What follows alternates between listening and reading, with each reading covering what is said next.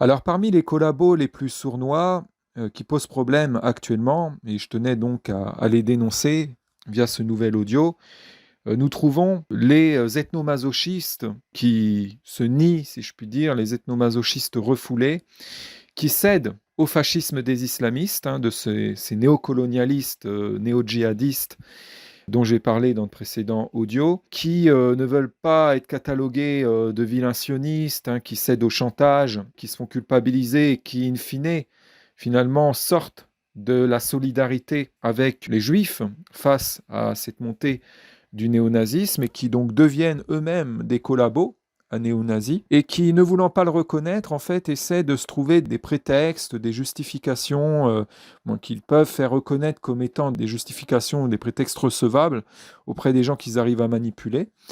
Et donc, parmi leurs ruses pour couvrir leur collaborationnisme sournois, de lâche, ils ont trouvé celle qui consiste donc à faire croire que les institutions juives en place, comme le CRIF et d'autres, qui sont actives, qui font ce qu'elles peuvent, ne feraient pas le boulot, seraient très insatisfaisantes et même desserviraient la cause des juifs. Ce seraient même des instances de collabos, des organisations et des associations de collabos.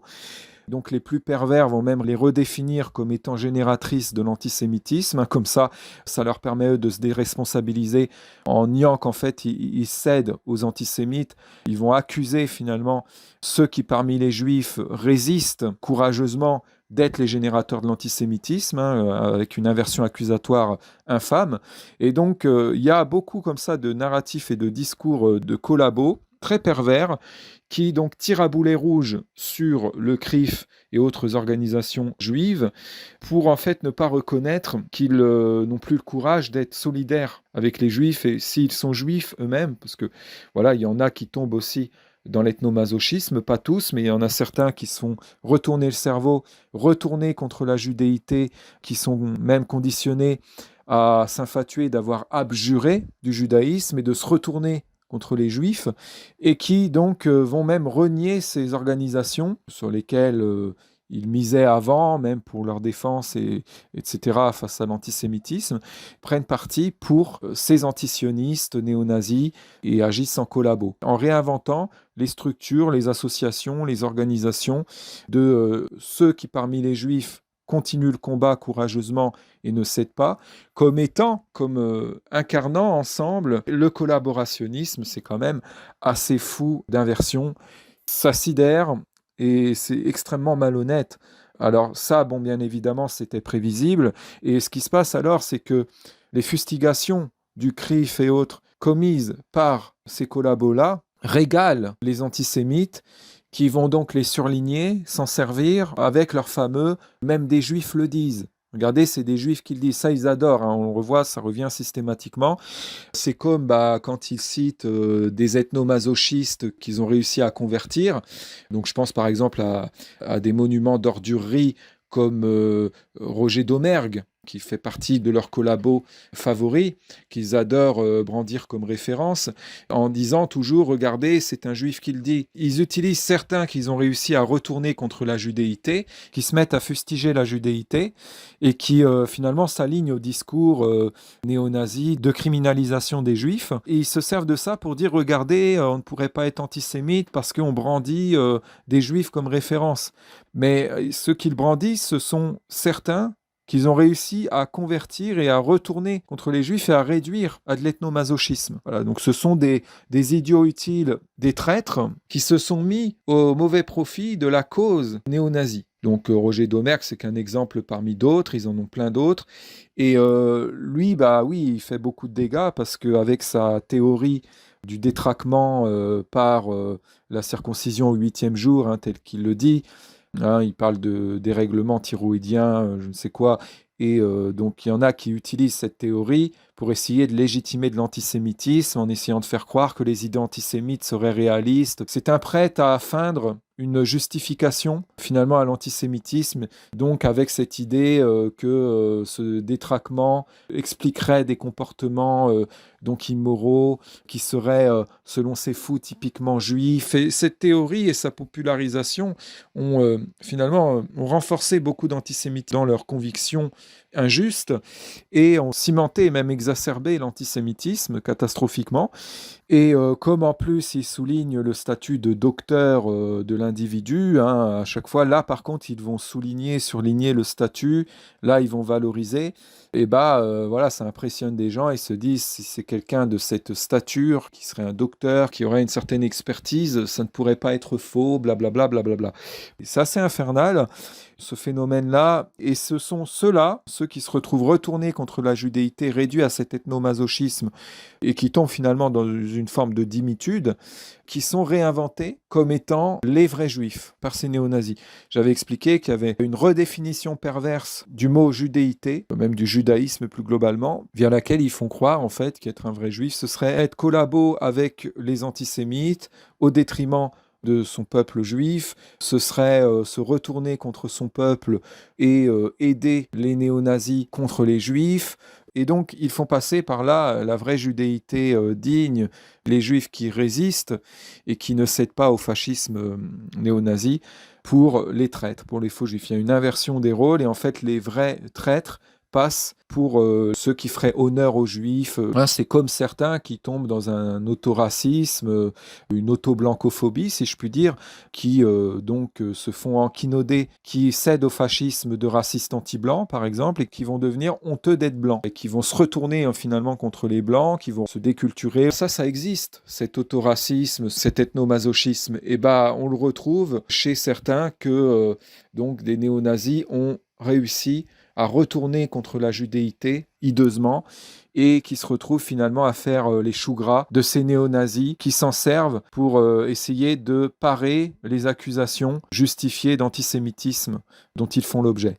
C'est-à-dire qu'on les accuse à juste titre d'être antisémites, hein, on le prouve, et ils vont essayer de désamorcer ou de se dédouaner et de s'immuniser en prétendant qu'ils ne seraient pas antisémites parce qu'ils auraient brandi telle personnalité qui aurait dit ceci ou cela des juifs, mais qui elle-même serait d'origine juive. Alors qu'il faut bien prendre en considération qu'il ne s'agit pas alors de vrais juifs dignes, mais de traîtres qui ont déshonoré les juifs et qui les ont trahis, et qui se sont rangés du côté donc des nazis, et qui ont une lourde responsabilité aussi dans la montée de l'antisémitisme pour certains.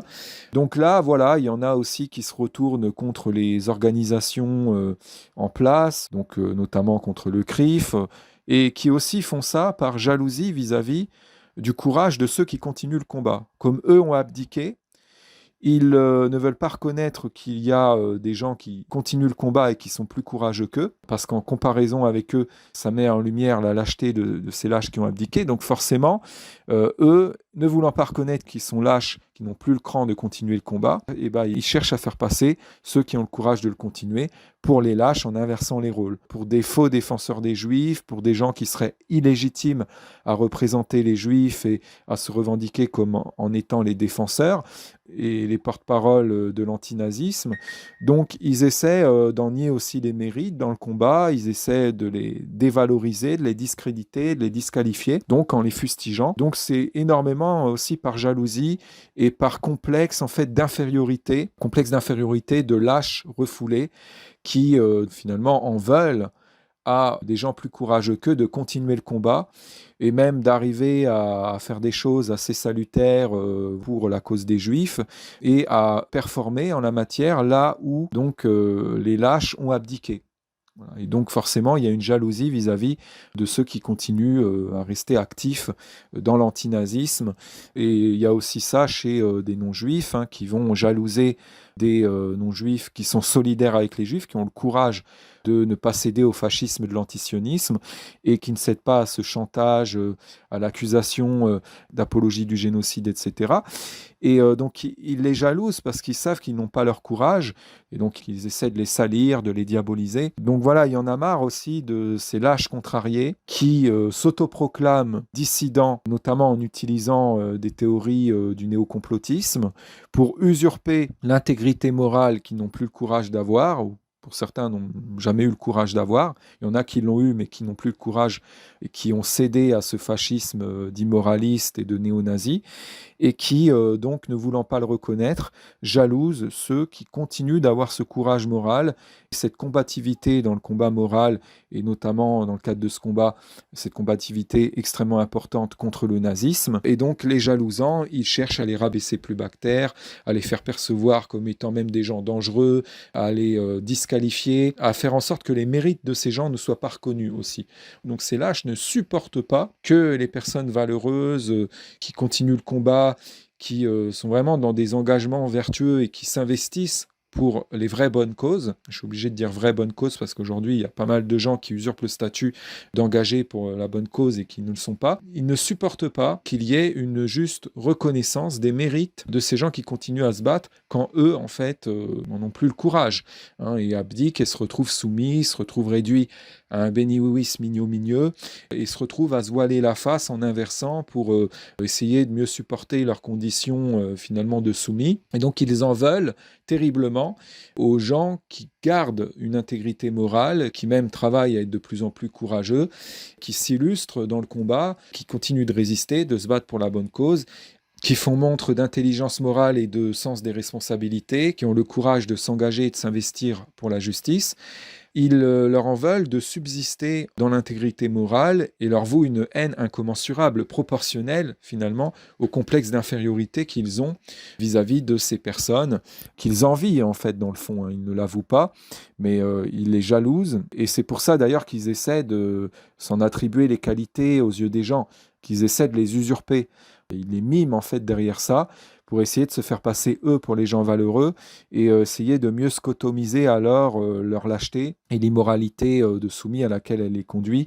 En se voilant la face, ils jouent donc notamment énormément sur Internet, sur les réseaux sociaux, les guerriers du bien, les gens toujours investis pour la bonne cause, voire même les seuls qui se battent pour la bonne cause, alors qu'en fait ils ont complètement abdiqué et qui sont au contraire pour la plupart de fiefés collabos. Et d'ailleurs, par cette activité de fustigateurs, de tireurs à boulets rouges sur les vrais résistants, ils œuvrent en collabo, puisqu'ils participent à nuire très offensivement souvent aux vrais résistants.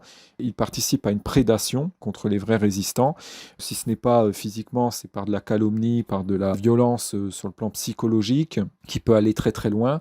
Et il y en a même qui se communautarisent et qui, procèdent à une forme de harcèlement en meute contre donc des gens qu'ils ont identifiés comme ayant le courage qu'ils n'ont pas et qui essaient d'empêcher ces gens d'être reconnus dans leur mérite et même de continuer le combat et qui veulent en fait les atteindre le plus possible, les affecter le plus possible pour que ces personnes, à l'usure, cessent cette activité de résistance et se résignent elles aussi. Voilà. Tout en essayant de leur voler leur qualité, pour ensuite, s'ils arrivent à faire abdiquer ces personnes, se faire valoir comme étant les résistants. Donc c'est de la pure jalousie, c'est vouloir mettre hors piste, sur la touche, en fait, des gens qui performent courageusement, notamment dans le courage moral, quand eux n'en sont pas ou plus capables, pour essayer ensuite de leur voler leur mérite. Donc ça, c'est quelque chose qui est tristement d'actualité, qui est vraiment très très révoltant. Donc c'est à nous aussi de nous battre pour que ça se raréfie et que ces lâches contrariés qui deviennent très parasitiques d'ailleurs, aient de moins en moins de pouvoir de nuisance. Et s'ils sont jaloux, s'ils ont des complexes, si ça leur fait mal à l'ego, qu'il y ait des gens qui soient meilleurs qu'eux et qui ont le droit d'être meilleurs qu'eux, c'est leur problème. Ils se démerdent avec ça. Des gens n'ont pas à en pâtir à cause de leur jalousie. Des gens qui ont le courage de l'intégrité morale qu'eux n'ont pas à s'inhiber, à s'effacer, à s'interdire d'agir et d'apporter ce qu'ils peuvent apporter de bien, ce qu'ils doivent apporter de bien même, pour plaire à ces lâches. Pour ne pas que ça contrarie ces lâches ou que ces lâches aient des bobos à l'ego. Non, ça ne fonctionne pas comme ça. Donc il faut n'avoir aucune gêne dans le fait de performer, même si ça déplaît à ces lâches, c'est leur problème. Après, le degré de mythomanie qu'ils atteignent et les mesquineries qu'ils sont capables de commettre pour essayer d'inverser les rôles, de salir ceux qu'ils jalousent, ça c'est leur tort, ils alourdissent leur karma et ils devront rendre des comptes par rapport à ça. Donc si ça reste impuni ici-bas, ce sera dans l'au-delà, mais bien sûr que chaque diffamation à laquelle ils ont recouru, ils devront en répondre inéluctablement.